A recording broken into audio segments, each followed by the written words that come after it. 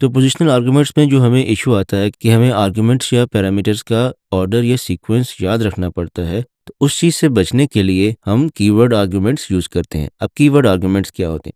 Keyword arguments in simple terms ये होते हैं कि बजाय यहाँ पर आप डायरेक्टली अपने आर्गुमेंट्स लिख दें, यानी कि अपने पैरामीटर्स की वैल्यूज़ लिख दें, एक्स और वाई की वैल्यूज़ यहाँ पर 4 एंड 2 या 2 और 4 लिख दें। हम यहाँ पर स्पेसिफाई कर देते हैं कि एक्स की वैल्यू क्या है और वाई की वैल्यू क्या है। वो कैसे? कि यहाँ पर हम लिख देंगे x equals 4 and y equals 2। और इसी तरह अगर हम यहाँ पर ये लिख देते हैं y equals 2 and x equals 4, तो अब ऑल्दो के 4 पहले है यहाँ पर और 2 बाद में है, और लाइन 12 पे 2 पहले है और 4 बाद में है, लेकिन हमने अपने फंक्शन को ये स्पेसिफाई कर दिया है, बता दिया है कि x की वैल्यू यहाँ पर 4 है और y की वैल्यू 2 है। सिमिलरली यहाँ पर भी हमने बता दिया है कि x की वैल्यू इज़ 4 एंड y की value is 2।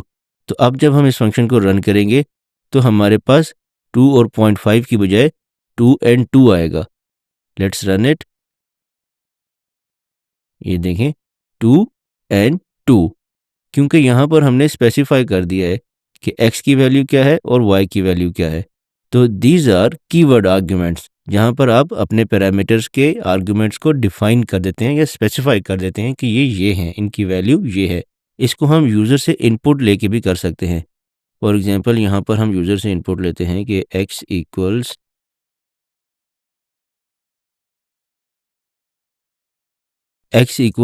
Enter the first number and y equals enter the second number, और यहाँ पर हम इनकी वैल्यूज़ हटा देते हैं।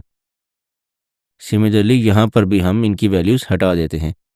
अब यहाँ पर x पहले है लाइन 14 पर और y बाद में है, और लाइन 15 में y पहले है और x बाद में है, लेकिन हमने लाइन 11 और 12 पे x और y की वैल्यूज़ स्पेसिफाई कर दी हैं कि जो भी वैल्यूज़ हम इसको इनपुट करेंगे वो वैल्यूज़ यहाँ पर लाइन 14 में भी और लाइन 15 में भी x और y को असाइन हो जाएंगी।